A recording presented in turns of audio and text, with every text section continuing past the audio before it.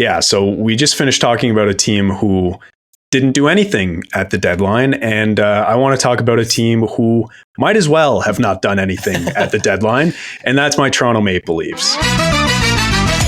You're now listening to the Boys in the Booth podcast with your hosts, Harper Cody, Chad Melbourne, and Casey Abrams. That's a big one. That's a big one. Yeah!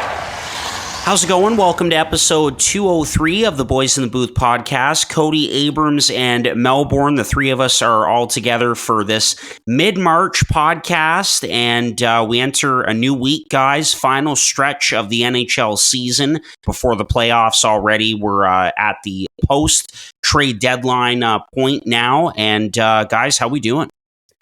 Doing great. Always happy to have more daylight. I don't think anyone's complaining about that right now. Love the trade deadline.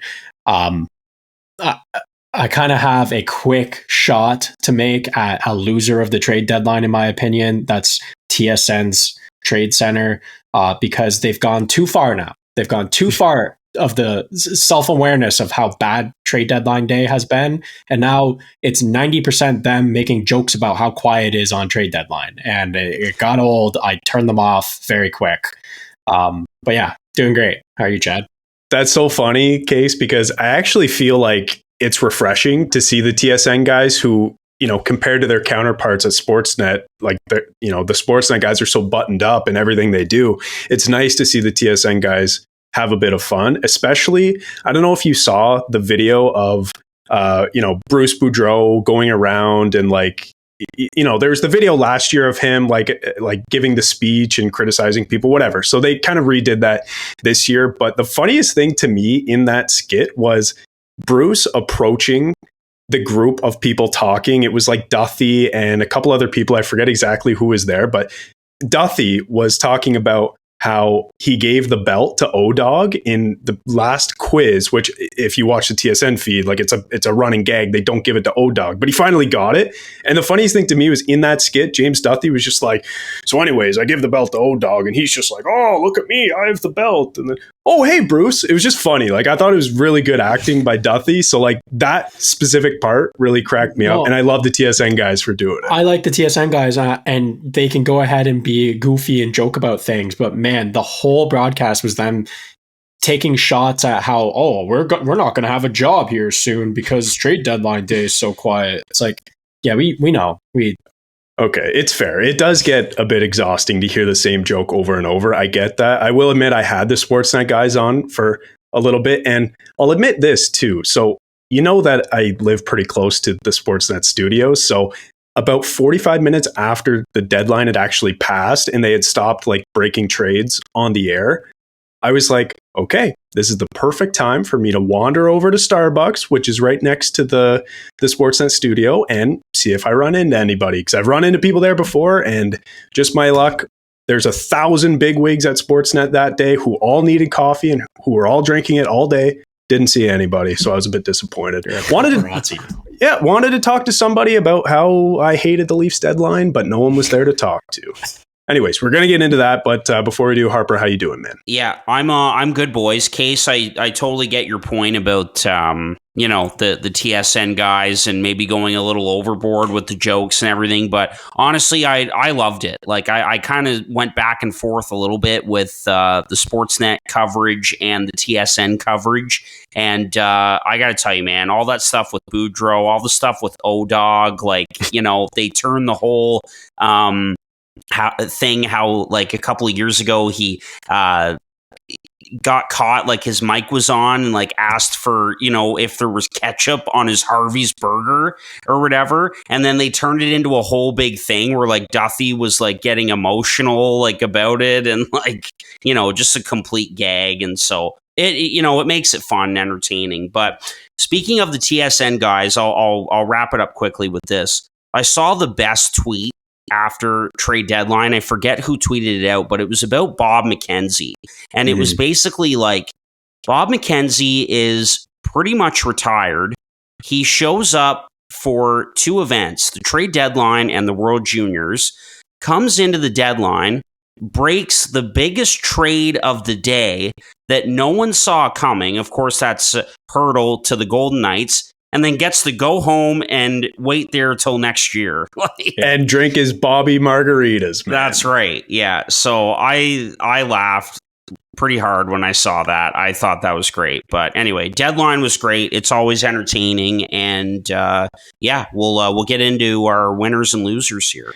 One more thing I wanted to bring up to you guys, because we haven't talked about this, I don't think, is something that happened the other night when the Minnesota Wild were in overtime against the Predators. They pulled their goalie and scored. So that's crazy in and of itself. But I don't know about you guys, but I did not know that the rule was the way it is, where if you pull your goalie and get scored on in 3-on-3 overtime, you don't even get the loser point. Did you guys know that? Because that shocked me, and what a bold strategy, and it paid off. Yeah, I knew that. And then I read a comment that someone made that got a ton of likes, and I was like fully on board with it. He says, if you lose your loser point for pulling the goalie and being scored on, you should take away the other team's loser point if you pull the goalie and win.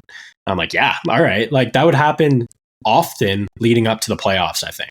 Yes, and it would make the races in interdivisional races more important, because you would see stuff like this happening. And also, I think it would kind of favor the offensive teams, which I'm not against ever. So I think that would be great. And I was actually wondering to myself if that was the rule in the first place, and obviously found out that it wasn't. But I'm in agreement with you, Case. I think that would add a lot. Yeah, definitely. I love that. Like, what a gamble by John Hines that paid off. And I'm surprised we don't see that more, with how 3-on-3 overtime is so much about puck possession and hanging on to the puck and regroups and all of that. I'm surprised we don't see that more. So that was cool.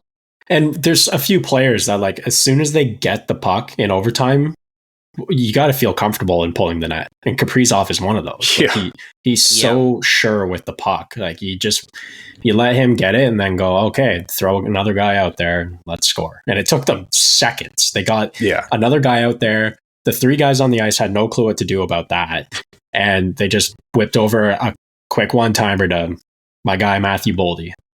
And dude, how about Boldy fully admitting that he didn't know that was the rule either? I think that is hilarious. He's just like, I'm just trying to score, man. Like, I didn't know that was the rule. Like, I didn't know the stakes. Like, just playing my game, you know? I didn't know it was a rule either. I couldn't believe it.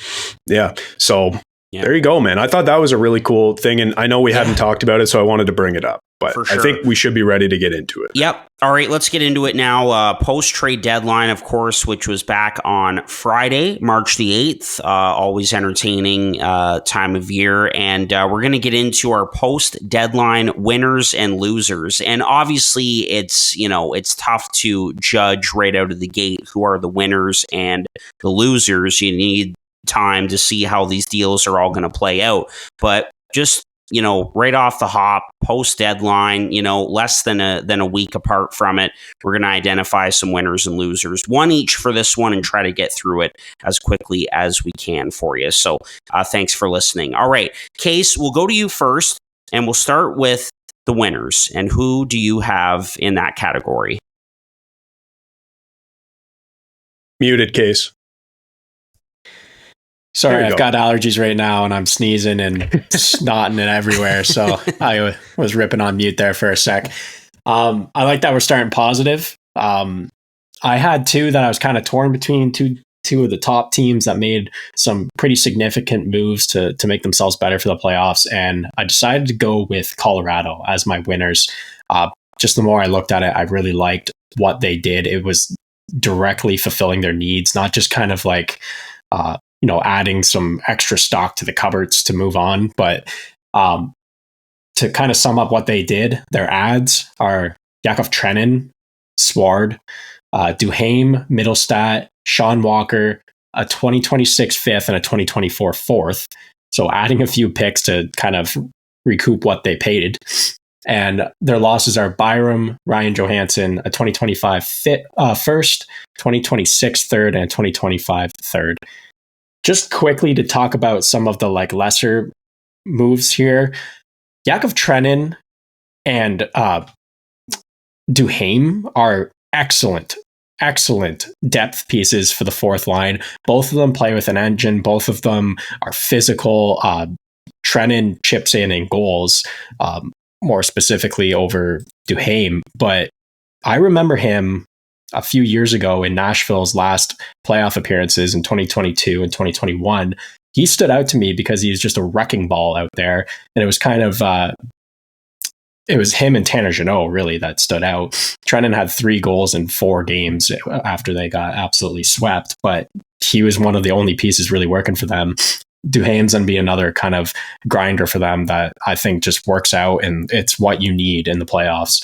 But on to the bigger deals here. I'm going to package these 2 deals together because I think as a whole, these were it's one big trade. They happened a half an hour apart because one piece moving allowed for the other. Well, the 2 trades are Bowen Byram for Casey Middlestat and Sean Walker in a 5th, and they traded Ryan Johansson and a 1st. This works perfectly for me. I think that at first, when I saw that Byram was moving for Middlestat, I thought, well, now they've got a hole on defense. I didn't love their bottom pair because of this. You have Girard moving up to play with Josh Manson on the second pairing, and I wasn't totally in love with it, but then to see that they were able to get a defense to fill that gap, and a pretty good one too, who's been real good for Philadelphia as late. He's not a world breaker, and he's not going to get a ton of points for you, but he moves the puck well, he moves his feet well, and he plays defense well. And Middlestat, the price to get a middle 6 forward in the last 5+ years has been astronomical. And this guy's at a 0.75 points per game. That's unbelievable. Just a quick 3 guys that I looked up their trades because they just came to the front of my mind. Andrew Kopp last year to the Rangers, 0.625 points per game. A 1st, a 2nd, a 5th, and Barron. The 2nd was a 1st if the Rangers won the 2nd round. Barclay Goodrow, 0.38 points per game, a 1st round pick. John Gabriel Pajot, a 1st, a 2nd, and a 3rd. And he was 0.66 points per game. So maybe the best direct comparison here. So kind of just goes to show that you're expected to be giving up a 1st, a 2nd, etc. for a kind of second line center. And that's exactly what they got in Middlestat. So I really love these moves for them. Their biggest weakness was their center position. And this just shows like they remember what bringing Kadri in for them in 2022 did, and they're doing it again. Yeah, for sure. A lot there, Case. And obviously we talked quite a bit about this when it originally happened. We kind of agreed that we think Casey Middlestat is kind of underrated around the league. And, Bowen Byram hasn't had extended looks in the top 4, but he's going to get that in Buffalo. And they're both great players. And it's a pretty good trade that fills both teams' immediate and, depending on if they get to re-sign Middlestat, potentially long-term needs as well. So I thought that trade was perfect for Colorado. Obviously, bringing in Walker fills that hole right away and it's an incredible get. And underratedly, they also get out of Johansson's contract at the same time. So some savvy general management moves here, just A tier. And, if you want to call them the winners of the deadline, sure, they're definitely one of them. I really considered taking Colorado as my winner. But yeah, man, they've just done everything that you need to do at the deadline in terms of making a big splash, making your team deeper, filling the needs that you actually have, rather than just tinkering around the edges like so many teams do every year. So I was very happy with Colorado's deadline. If I'm a fan of that team, you should be ecstatic if you are. So yeah, Case, I think that's a great pick.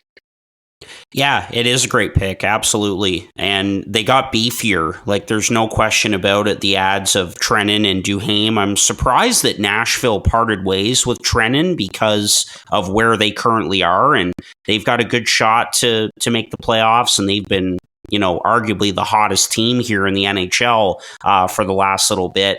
But apparently there were some issues with contract and term and all of that as they were trying to negotiate. And Duhaime is just your prototypical bottom six forward, and certainly that's a great trade with Buffalo and Colorado. And Mittelstadt is going to be a great player there. He has certainly turned into a great player, and can remember not too long ago when he was being called a bust after being an 8th overall pick in 2017, and he's turned into a fine player, and he fits that second line center role for them. So yeah, that's a great pick.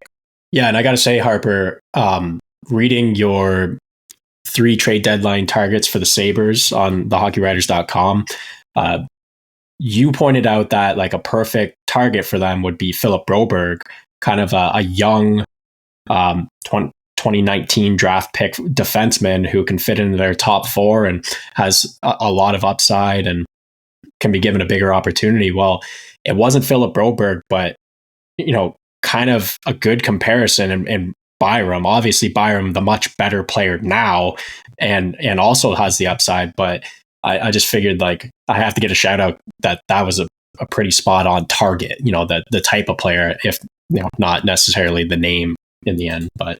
Yeah. Well, and also pretty tidy work from Buffalo's side too in this trade, because if you just look at the makeup of their young players, they have so many good young forwards who can kind of do what Mittelstadt does for them. And Mittelstadt needs a contract, and Buffalo has to make decisions on who they want to commit to long term up front.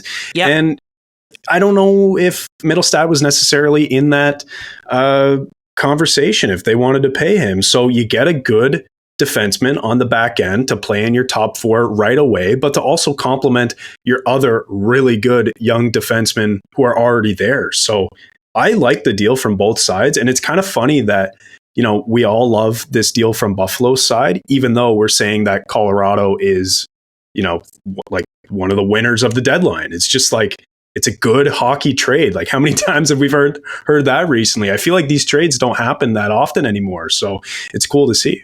Yeah, exactly. And like Elliot Friedman wrote in his 32 Thoughts blog before the deadline that, you know, a deal like that would likely come in the summer from Kevin Adams. And then a couple of days before the deadline, the bomb drops and we get the Byram for Mittelstadt deal. So it works for both teams. And for Buffalo, and I won't ramble on too much about them because we want to get on here with the rest of our episode, but like you've got a replacement right there internally in Peyton Krebs for a guy like Mittelstadt. And when everyone's healthy, the thing is, Mittelstadt, if you're going to put him at center and everyone's healthy, you've got 2 guys in front of him in Thompson and Cousins, who you've got locked up long term. So the Sabres, it wouldn't have made any sense for them to pay $7 million plus a year on a long-term deal for essentially who would be your third line center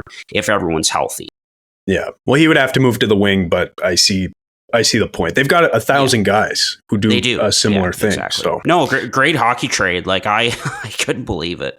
And Byram has fit right in with Buffalo so far. Yeah. Playing over 25 minutes a night, a goal and an assist in his first 2 games. Like, yeah. Playing 25 minutes, Case, and actually doing something there, unlike Owen Power. Yeah, unlike Power. Yeah, that's been, you've been griping about that for 2 years now, and appreciate the Broberg shout out too. I didn't even think of that, Case, to be honest with you. Like I just put it out there, but I didn't even think same draft and everything. Like, you know, yeah, exactly, so, and just like the same makeup of a player, just one. They got the better one. Yeah. Yeah, exactly. All right, moving on from Colorado. Case, did you say you had another team that you were going to mention or no? Yeah, my shout out is the Winnipeg Jets. They would have been an absolute lock in if the trade that happened in February was at the deadline. It would be guaranteed if Monahan went at the deadline. Like, they're the winners. But I really like their pickups. Tyler Toffoli is going to be a great top 6 player for them. Their forward core looks deep now. Like, you have Nino Niederreiter playing on the third line. I think they're going to love that. Another 30. He's probably going to be close to 40 goal scorer in Toffoli. coming in, and then adding Colin Miller as well. And both, I think that the Devils should have got more for Toffoli. So the Jets came away pretty happy there. And Colin Miller's a decent, he'll be their sixth defenseman, hardest shooter in the league apparently. And I didn't mind him in New Jersey. So I think those were both good pickups and kind of just shoring up their lineup and Toffoli in a big way. Mm-hmm. Totally agree. I thought about the Jets too. I thought they had a great deadline. Absolutely. Chad, your winner, sir. Yes. Well, I'm going to go with a team who just does things totally differently, guys. And we all know who I'm going to be talking about.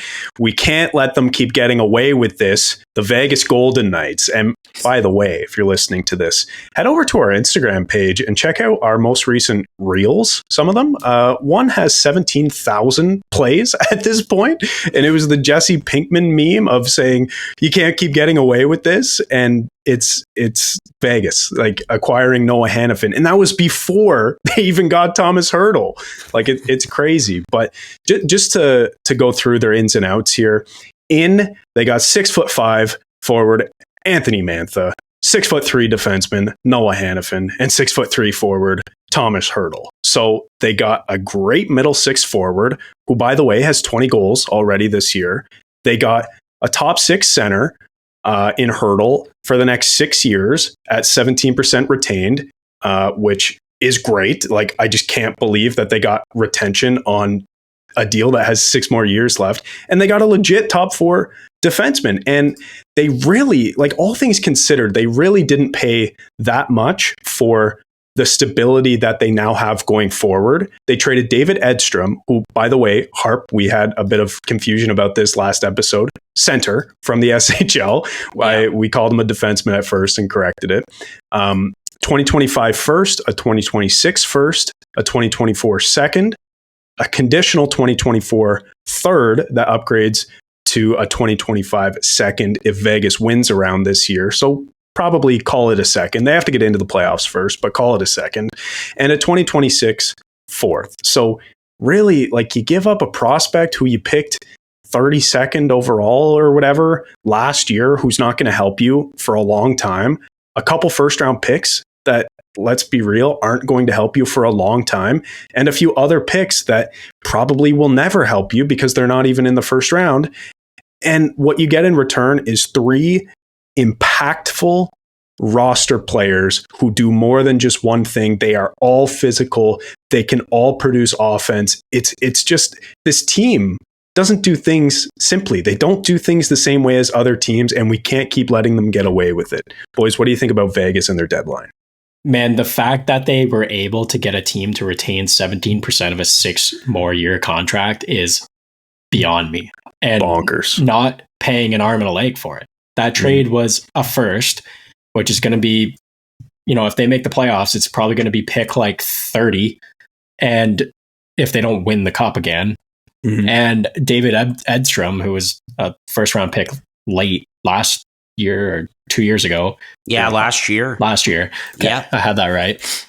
Like, that's all they gave up. And then they got 2/3 back, as well as Tomas Hertl, who no one knew was available. Yeah. Like, you're talking about all the big fish. I don't think TSN had them on their trade bait list.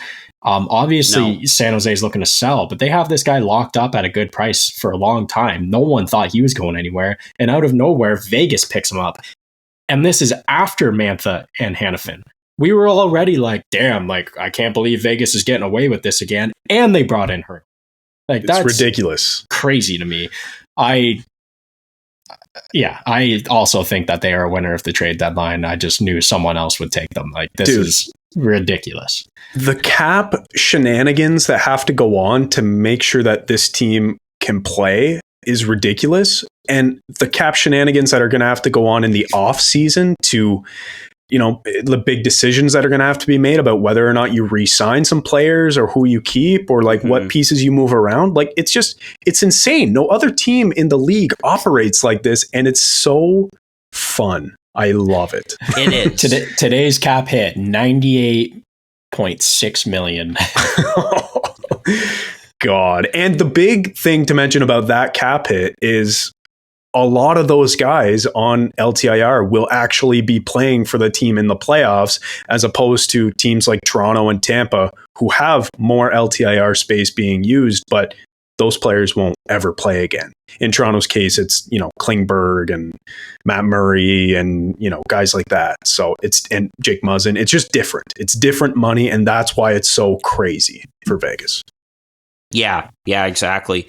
Vegas, baby. Like what else is there to say? Like no one has been this aggressive. Like we've never seen this before. And it is a lot of fun, and look, we can choose to come on here and do this podcast and complain about how, it's unfair and Vegas is doing all these things and using LTIR and guys aren't really hurt, blah, blah, blah.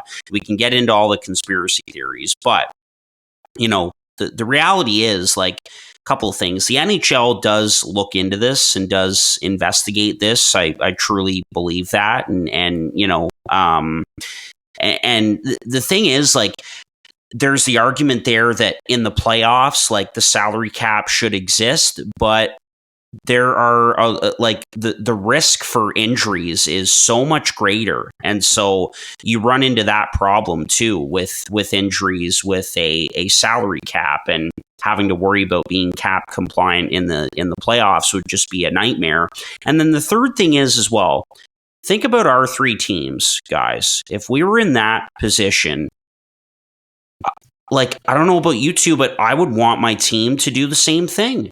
No kidding. To make it better, and and make them a Stanley Cup contender by any means necessary. Like that's what it's all about. And I heard Kelly McCrimmon the other day on Jeff Merrick's radio show, and he kind of said, like, we're different in terms of, like, we're aggressive by trading our draft picks, and, like, a lot of the players that we've gotten, we've acquired them.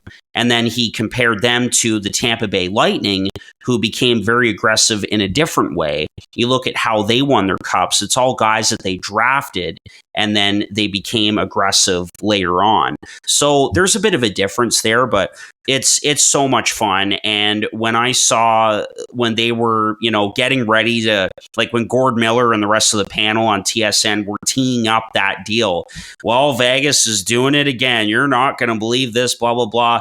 I thought for sure it was Pavel Buchnevich going to the Golden Knights, but it ends up being Hertl, 6 more years at just over 8.1, and the deal, the retention, all of it, I couldn't see it at all.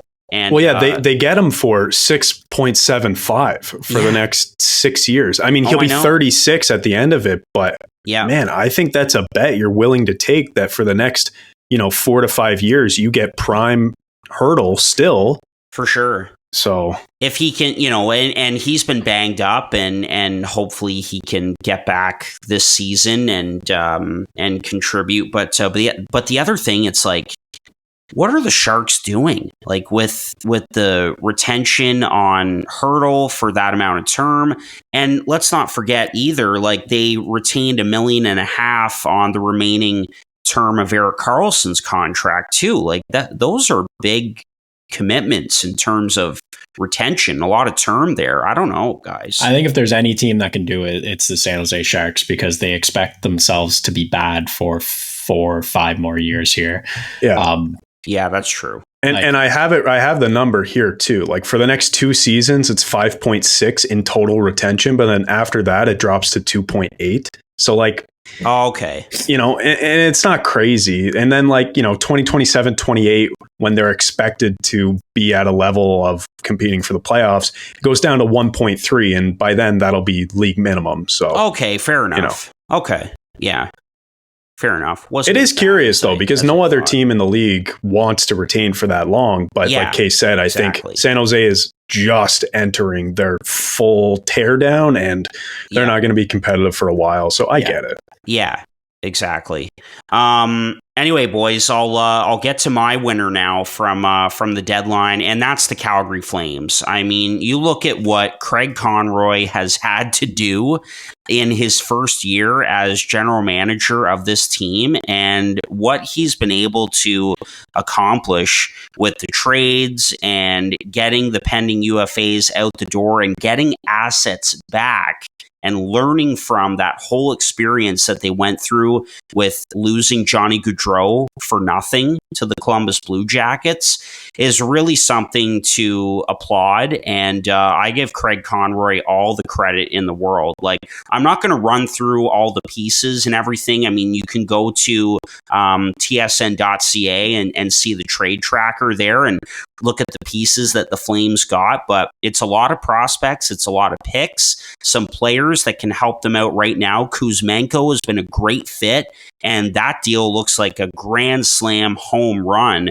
for Calgary with Vancouver, the Lindholm deal in particular, because Lindholm has really had a tough season, and the whole change of scenery for him in Vancouver really hasn't worked out so far, other than the first couple of games where he scored a couple of goals and that's it. But like, it's just crazy, guys. Like, going back to June in the offseason, Craig Conroy has had to trade Tyler Toffoli, Nikita Zadorov, Elias Lindholm, Chris Tanev, and Noah Hannafin. Like, those are big name players, big impact name players. And for him to get back the pieces that he has and move this thing forward, and not let any of these guys go for nothing, I think is just something to applaud him for. And so good on Craig Conroy and the Calgary Flames. They can finally start retooling this thing. The last few games have been rough for them, but I mean, they've been hanging around in the race. I don't think they get in now, but coming into the offseason and the draft and everything, big times ahead for the Calgary Flames as they finally commit to a retool/rebuild here. And good on them. Good on Craig Conroy. And it's not just the pieces that they get back. It's the fact that they were put in a tough situation with all of those trades. Like, all of those guys expressed that they wanted to leave. All of them are on expiring deals, and you're put in a bad position. Usually when a team wins a trade, either they're getting the big piece that's coming, the big fish, or they're trading when they have leverage. There was no leverage here. He had to get rid of these guys, and he didn't lose any of these trades. There's an argument to be said if he's won any of them, like I think he has personally, but you'll go back and forth with people on every single one of these trades. But the fact that he hasn't lost any of them, and he's gotten a lot of pieces back, and he's picked a direction for this team, I think that it's a big win. Bingo. Picking a direction is huge, Case. I'm glad you said that. That's what I was going to say. It's been a team in the middle for so long who is supposed to be better, and then they're just not. So then they hang on to all their assets and nothing happens. So picking a direction is huge. Selling off those guys who didn't want to be there, that's huge. I will say, when you look at the trades in a vacuum and you don't consider any of the context in terms of leverage, I look at the Zadorov deal and I think, well, they probably could have got more for him. And I look at the Tanev deal and I think, well, they probably could have got more for him. But then when you consider all the factors going into it, the fact that if they didn't do these deals, the players would just be out the door for absolutely nothing. Good on Conroy and management for getting at least something back. And like you said, Case, I don't think it's clear that I don't think it's evident that he lost any of these deals by a landslide at all. Like, it's, I look at it and I think, maybe he could have got more, but at the end of the day, he got something. And for the most part, it was quite a bit too. Yeah, exactly. Like, a lot of quantity here. Like, there may only be quality in a few of these deals, but a lot of quantity, which gives them a lot of options. And now it's up to their amateur staff, especially with can they prove that they were right to get Brustevich and Yermo and Grushnikov and all these guys that they got in these deals, and also draft and develop really well. And again, I just hope that with this draft this summer that they're able to draft Tej Ginla, because how cool would that be? That would be cool. And Harb, I'm glad you mentioned like the actual guys who they picked up, like the players. They also got, former Devils prospect Hoychuk. So like that's just another guy who can contribute. And I think, GMs are starting to realize that first round picks aren't as important as they used to be. So I think it's kind of good that Conroy has gone out and trusted some of his scouting staff to pick up players like Brustevich is the big one, I think, who, this kid, like, how he plays, and he's already a bit further along than a kid you might pick, 15th overall in 2025 or something. So I think that's like that's not minor. So I do put some emphasis on getting actual young, good players back in return. I think that was good of Conroy. Yeah, definitely something to applaud for sure. All right, boys, that's our winners out of the way: Colorado, Vegas, and Calgary. Excuse me, and we'll get to our three losers now. So, Case, back to you, my friend. We interrupt this podcast to tell you about one of our favorite partners, Sign Up Expert. If you're a sports bettor, whether a brand new one, casual, or hardcore, listen very carefully because this ad is for you. Guys, line shopping for the best odds matters, and that's why any profitable sports bettor needs to be using multiple sports books to maximize their winnings. Thankfully, there has never been a better time to get signed up, and we are here to connect you with the best promotions industry-wide. When you use our link at signupexpert.com/boysinthebooth, you can get access to all the top sportsbooks in your region, along with a review of each platform and their benefits. Most importantly, all of these sportsbooks have valuable sign-up offers for new users, and when you register through our link, again, signupexpert.com/boysinthebooth, you will automatically receive the top offer at each one, allowing you to start line shopping with an enhanced bankroll. Guys, once again, it's simple. When you use multiple sportsbooks, you ensure that you can always access the best available odds out there, which is key to being successful and taking home those winnings, baby. So if you want to take advantage of these incredible benefits and support our brand all at the same time, it's a win-win. Please consider signing up for your next sportsbook through our link in the description down below. signupexpert.com/boysinthebooth. One more time, that's signupexpert.com/boysinthebooth. Hey guys, Harp here from the pod. We all want two things as sports fans when it comes to buying tickets: to not be ripped off by scalpers and to have an easy way to do it. That's where SeatGeek comes in. This pod is sponsored by the absolute best ticket app out there, SeatGeek. SeatGeek takes the confusion out of buying tickets, making it quick and easy to get the best deals on tickets to your favorite sporting events. It does this awesome thing where they score each ticket out of 10 based on its value, so you know whether you're getting a good deal or not. If the tickets are green, you'd better act quick and secure those things, but if the tickets are red, maybe wait a little bit before pulling the trigger and monitor the price in the SeatGeek app. SeatGeek just makes it way too easy.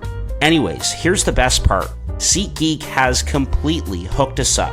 Boys in the Booth listeners get $20 off their first purchase on SeatGeek with the promo code BOYSINTHEBOOTH in all caps.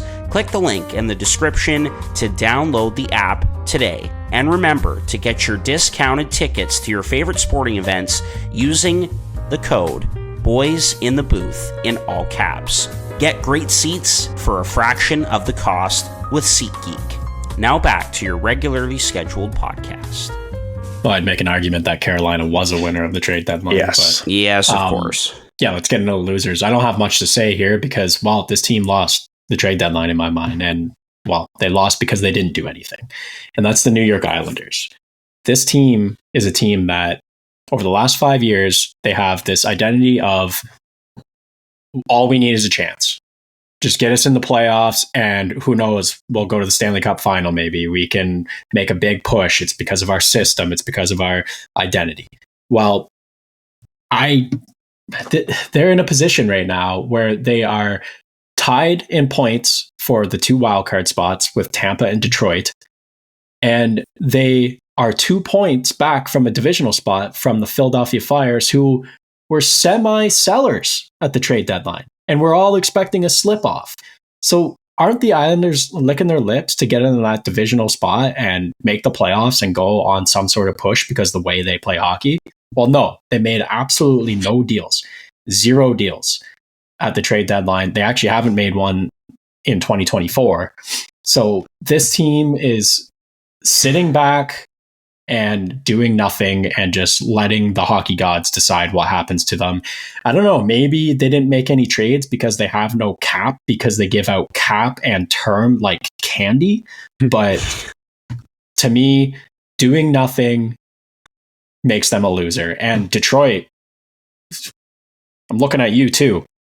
I'm looking at LA. That's another team who did absolutely nothing when everyone around them in that division is loading up like crazy. But on the Islanders, I just pulled up the post here because I had to remember I was remembering correctly. I had to make sure I was remembering correctly. Lou Lamoriello has gone 4 consecutive trade deadlines without making a trade. Guys, 4 in a row?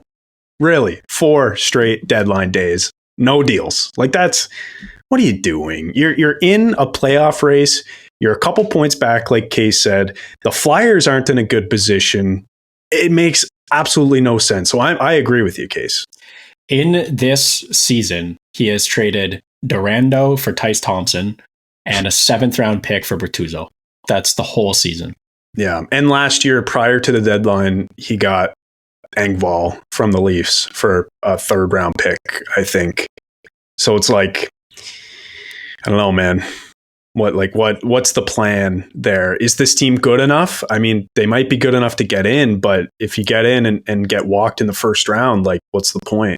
I mean, in fairness, Bo Horvat last year too, but that was true in January. But yeah, I hear you. It's like doing nothing at the deadline when you're a team that, like, there's so much opportunity. You can say that Detroit is, they're in a spot and they're looking at the Atlantic, which is going to be harder for entry, but 74-point Philadelphia Flyers, who sold at the deadline, sold Sean Walker and made a couple other small moves to improve themselves, but realistically, in the end, net out, sold at the deadline.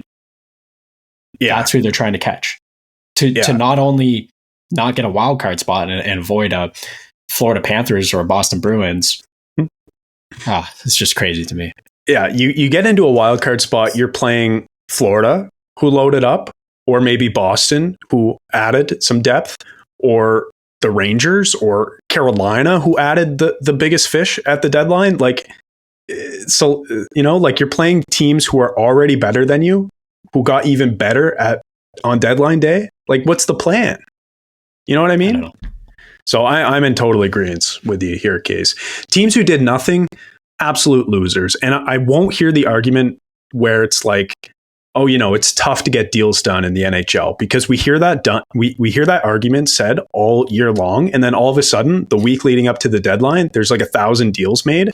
So it's like, I get that it's tough to make deals. You want to wait as long as you can so that you have the most cap space. But if you did nothing at the deadline, even though it's hard to make deals, you're still a loser in my mind. So the Islanders fit into that. LA fits into that. Some other teams as well. Yeah, no, totally agree with that. Like I said a while ago, boys, with Lamoriello and the Islanders, it's like Oprah. It's like, except cars, it's 7-year deals. Yeah, you get one, you get one, you get one. Like, it's just, I don't get for bottom 6 players. But I mean, they are going pretty well right now. That's the one caveat to all this. Like, they may end up getting in, and they are going pretty well right now. So yeah, they have Sorokin. I get they're doing well, but it's like you're just letting fate decide. Why not make the move?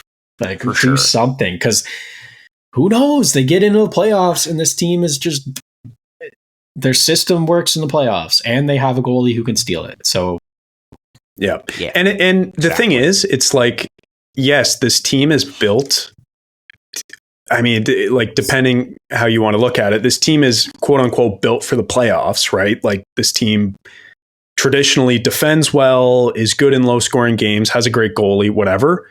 This year, we've looked at the numbers. We've already talked about this. Like, the system isn't working as well. They give up a ton of chances against, don't generate that much for, and it's uncharacteristic of what this team really is, but then they're just getting bailed out by their goaltender. So it's like, all of a sudden, for the first time in a while, there's a glaring need on this team, and it's players who are more committed to team defense, not giving up chances against, and they didn't do anything to address that. So I don't know, man. Like, obviously adding at the deadline isn't going to guarantee that you win anything. We've seen that for years with so many teams who add so much and then get burned for it. But you at least think that you give yourself a better opportunity to advance, a higher percentage to do some damage. But they didn't even do that. So I understand these guys are professionals and they really shouldn't be thinking this way. But are you not sitting in that dressing room going,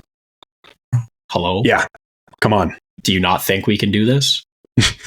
Seriously. Yeah, exactly. All right, Chad, your loser from the deadline. Yeah, so we just finished talking about a team who didn't do anything at the deadline, and I want to talk about a team who might as well have not done anything at the deadline, and that's my Toronto Maple Leafs. Coming in, they added Ilya Lyubushkin, who is, a bottom pairing caliber defenseman. They added Joel Edmondson, who is, a bottom pairing caliber defenseman.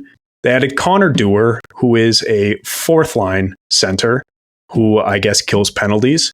And they added Cade Weber, who is a 6'7" defensive prospect playing in the NCAA. And out the door, they paid more than a lot of the teams around them who got better pieces. They traded 2/3, a fourth, a fifth, and a sixth. I think they're the losers of this trade deadline because they're wasting a year of this core. They had glaring holes, aka a top 4 puck moving defenseman and a middle 6 defensively minded forward, or at least two-way forward, that they didn't address. And like I've already mentioned, other top teams around them, like Tampa, like Florida, loaded up for essentially the same price or even less and got better pieces in return. So that's my quick spiel about the Leafs. They didn't do anything of note, and I just think it's an absolute mistake and a disaster of a trade deadline.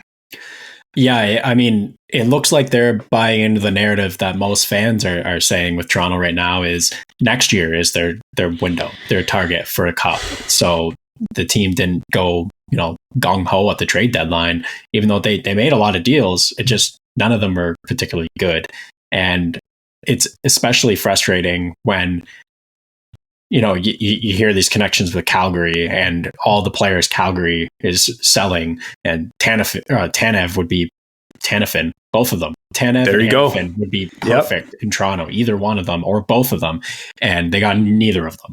It's like, it was just classic NHL media hyping up what the Leafs will do and then it not happening, and it was kind of underwhelming.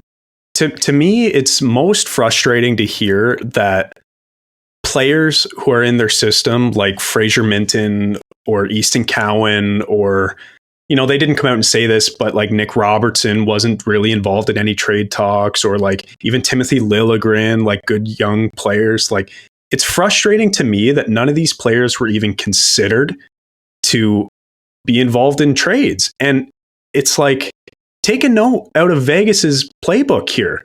You can trade good players. Just get good players back in return. Like, you can trade your top prospect. Trust me.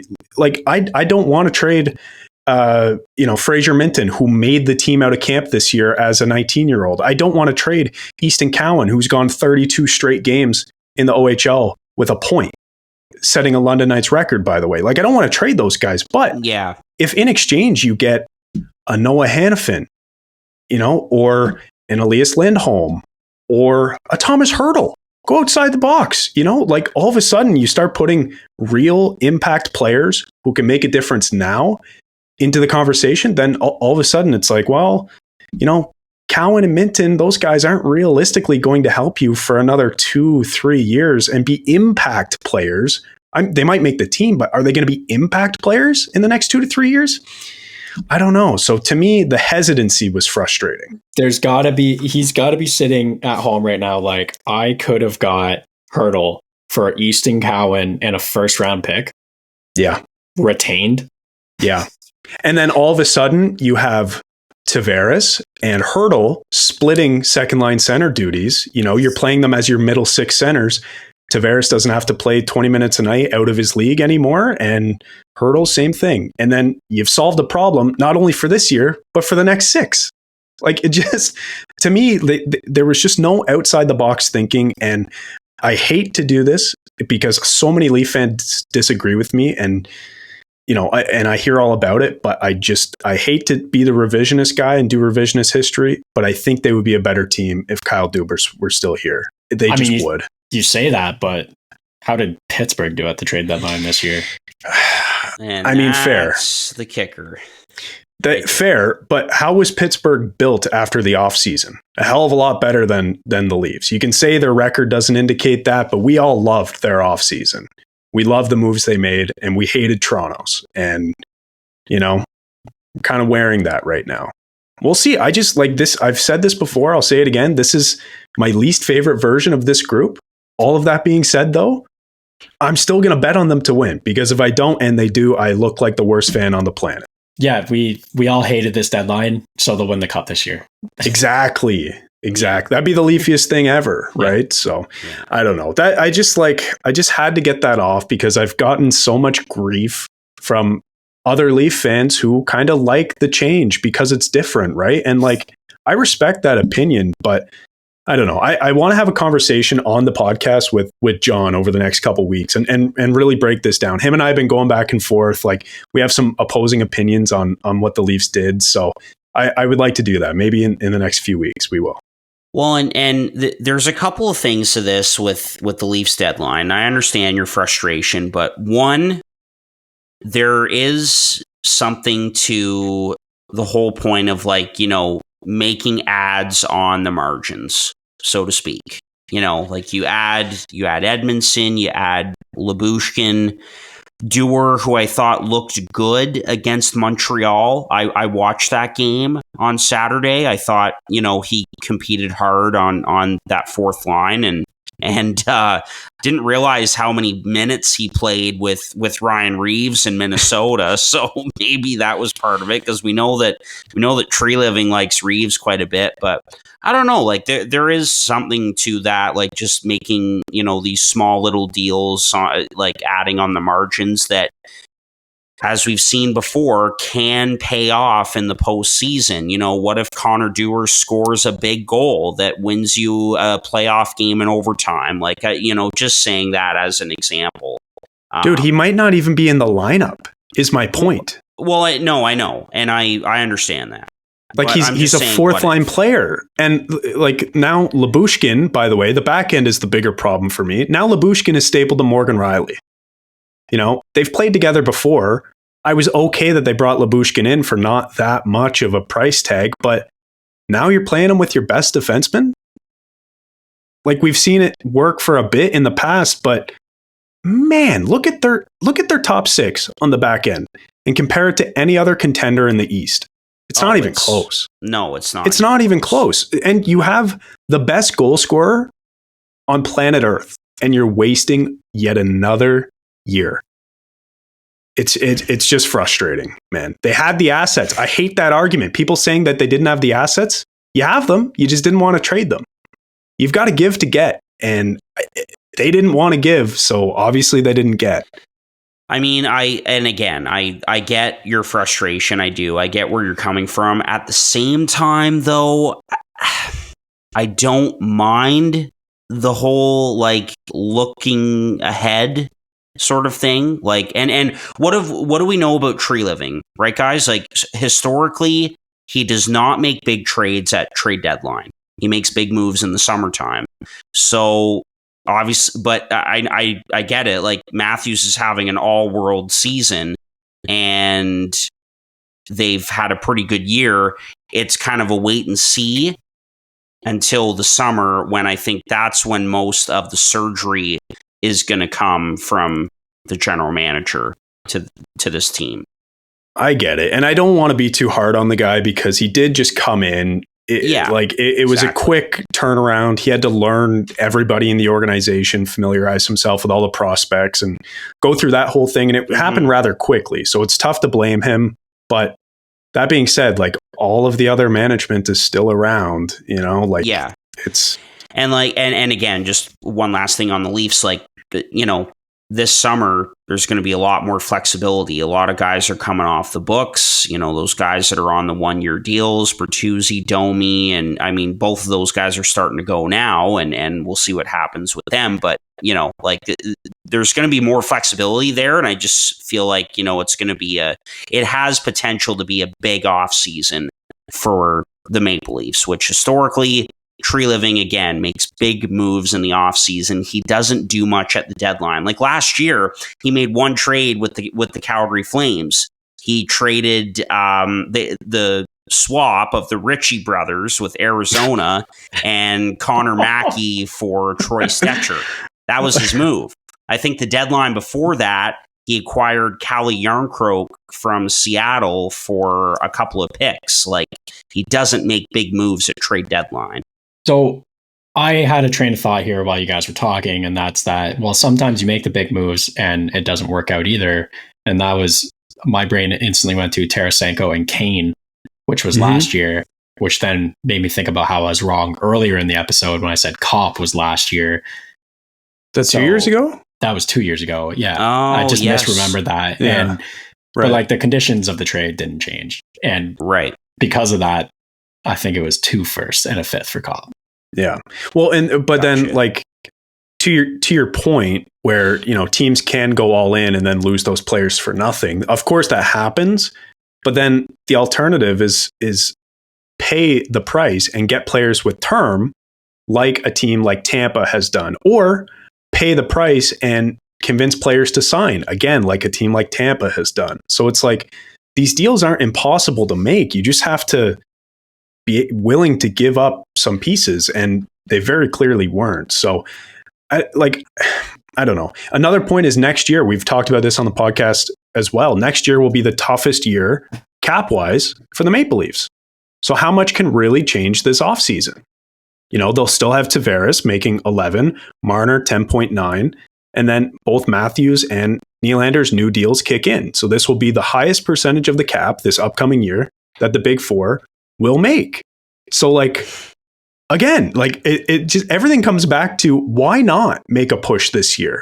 How important is Fraser Minton to your success within your 3-year window? Like, it's just baffling to me. Well, we can sit here and talk circles around the Maple Leafs that, all the things we've been saying for a long time for them. So, I know. Let's move on to Harper's Loser. Yes. Yeah. I will do an episode with John on this so that I can talk at length and I don't annoy you guys for talking about the Maple Leafs for too long, because yes, you're right. It has gone on too long, but I just needed to share my thoughts. Well, good. And we look forward to that episode with John. All right, let's get to my loser and we wrap up here afterwards. The Pittsburgh Penguins, guys, are a loser for me at trade deadline. They, of course, make the big deal selling off Jake Gensel to the Carolina Hurricanes, and I look at the return. Obviously they get Bunting. I mean, that's a good middle six player now that Dubas obviously knows from his days in Toronto, but I look at the prospects, and Carolina's got some really good prospects, guys. And, like Chad, you identified Jack Drury as a young player. He was not included in this deal. Morrow wasn't included. Nikishin wasn't included in this deal. Gunler wasn't included in this deal. Like, go down the list of all these good high-end prospects that weren't included in this deal. Now, the one that jumps out to me, if any, is that Russian Ponomarev. Yeah. Is if I don't probably butchered that, but he has played some NHL games this year, and he does look like a very good young player. But I just don't know. I'm not encouraged that much by this deal, and like Ty Smith going in this deal to Carolina as well. I don't think that's insignificant, because look at what Carolina did for a player like Jalen Chatfield, as an example. Like, that guy was nothing in Vancouver. He goes to Carolina and has been a solid bottom pair defenseman for them who really fits. And Ty Smith is talented, and was an all rookie a few years back. And I just wonder if Carolina can turn him around as well. So I don't know. I don't like the deal for Pittsburgh. I mean, we'll see how it turns out. And then, like, where were their other moves? Like, who knows? Like, maybe they tried to move on from Riley Smith, but that's a missed opportunity. They could have gotten something for him. What about Nedeljkovic? He's had a pretty good season. Capitalize on that. And also, a guy like Marcus Pettersson as well. Now, again, don't know how much interest there was in those guys and everything. Elliot Friedman made a good point on the 32 Thoughts pod that came out on Monday, saying how he thinks like they would have tried to actually keep Gensel if they didn't discover that the value just wasn't there for a lot of their other players, like a Brian Rust, for example, who has quite a bit of term left. But at the end of the day, it's been a disaster for the Pittsburgh Penguins. They've obviously checked out. I feel really bad for Sid, and I think they're a loser from the deadline. Yeah, I think that when you have probably the best available player in the league and a 40 goal scoring winger in his prime, who's won a cup, who's been productive in the playoffs, I think it's got to be like, we got to be wowed by that trade. And although they got a lot of pieces and some good pieces, I just don't know if I was wowed there. So overall, that was disappointing. Plus, I think that this one just hurts. No one wanted to give up on the Penguins, and it's a sad trade deadline for the Toronto Maple, or for the Pittsburgh Penguins. But the point I wanted to make, and that's why Toronto's on my mind, is we have talked about the last 3 Toronto Maple Leafs GMs as the 3 losers of the trade deadline. It's true. Oh, that is true. There you go. Lou Lamoriello, Kyle Dubas, and Brad Treliving. GM. Yeah. That is an excellent observation. I mean, yeah, only one of them is guided by the invisible hand of Brendan Shanahan, though. The other is, I guess, he does it all himself, and Lou Lamoriello, and he's a loser.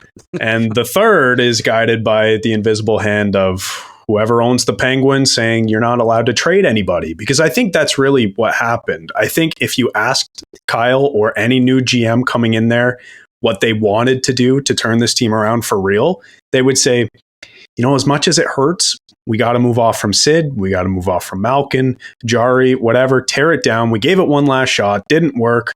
Let's strip it down to the bare bones and do it again. But the only way I'm ever trading Sidney Crosby is if he comes into my room and says, I want to be traded. Yeah. I mean, obviously that wasn't going to happen, but I think if you really want to turn this team around properly, that's what you're eventually going to have to do. And maybe that happens going forward. I know there was a lot of chatter about that on trade deadline day. A lot of people were talking about the possibility of Crosby being moved in the future or if he resigns. But I do agree that, when you look at the Gensel deal, you think to yourself, they probably could have got more. The only thing I'll say about that is, I mean, I guess let me start with Bunting. Why are you trading for a 28-year-old? I know that he had a late start and he's still young in the league and he's like a 60-point player. But why are you trading for a 28-year-old when your team's supposedly retooling? I just don't know if that helps you.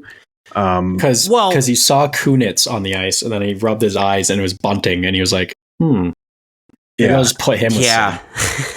Obviously, there's the connection there between Dubas and Bunting, but I don't know. I think there were some better younger players available. Obviously, Harp, we talked about this. Marty Necas would have been the one that you target. And even if it's like, Necas and a pick, that might be better than the quantity approach. Well, exactly, right. And Carolina may ultimately move on from Necas anyway in the offseason. So we could be looking at Necas being dealt to another team at the draft if they decide to re-sign Gensel and say Brett Pesce, who I think is up after this year. They're not going to have room for everybody. So and, they've got Kuznetsov in the mix now. And by the way, like Jeff Merrick mentioned this today, how weird is it to think that Gensel and Kuznetsov, the former Penguin and Capital, are playing on the same line together tonight? In the Metro Division still. In the Metro Division. No, that's pretty cool. Hockey's I will say, weird, though, man. It is. I will say, when it comes to the return that they got, though, the prospects, Ponomarev and Lucius, like, immediately, those are two of Pittsburgh's best prospects. And, it or hate it, like Carolina has a ton of great prospects and they've been, accruing them over time. So these were two of their like good, but not great prospects. We mentioned like Nikishin would have been a better one, maybe Morrow, a couple defensemen. But, all of a sudden, like, Braden Yager is probably their best prospect, but then after that, he definitely is. Yeah, I mean they have Owen Pickering too, but there's no guarantee that any of these guys are going to pop. But if you're a Pens fan, you got to be hoping that a few of them do. And again, I just feel really bad for Sid because great season. This is the first, unbelievable season, and this is the first time in his entire NHL career that his team is deciding to punt it, and like I have no problem with the bunting part of this deal. I really don't, because you look at the deal that Calgary made with Vancouver for Lindholm, and they got Kuzmenko, who's a 27-year-old winger, and I mean that's worked out great. And maybe bunting will end up being a great fit in Pittsburgh, and so that's got to be a part of it. Then you sort it out. You add the futures in afterwards, but I don't know. Just all in all, I just don't think they got enough. But we'll see. Ponomarev is the one prospect that's intriguing for me. I mean, for me, Kuzmenko was a 30-goal scorer, and I have been on record multiple times saying that bunting was, the product of circumstance in Arizona, but I don't want to beat that dead horse or dig up that skeleton. Rookie of the year, Michael Bunting should have been. Yeah. I mean, like, clearly isn't having the best year this year in Carolina, but there's a lot of other guys there, right? And he's not necessarily a goal scorer, but talk about fit. Like Gensel to Carolina, that was my mock trade. I thought it fit perfectly. Yeah. This is going to be great for this team. And Carolina, what did they do? We talked about it. What Elliot Friedman was saying, they bent their principles a little bit here, and they went out and got a guy who, sure, they could very well re-sign, but there's the possibility they won't. And so this kind of says that, you know what, we're trying something different here, and we're going for it. Yeah. So okay, is that it? We done? Yeah, I think so. All right, fellas, there we go. Episode 203, winners and losers from the NHL trade deadline. Thanks so much for listening. Enjoy the hockey this week. A lot of good games on, and we will chat with you again next week. This has been another episode of Boys in the Booth with Harper Cody, Chad Melbourne, and Casey Abrams. Connect with the Boys in the Booth on Instagram, Facebook, and YouTube at Boys in the Booth. Visit boysinthebooth.com for show details. And don't forget, you can become a patron of the podcast for just $1 a month at patreon.com/boysinthebooth.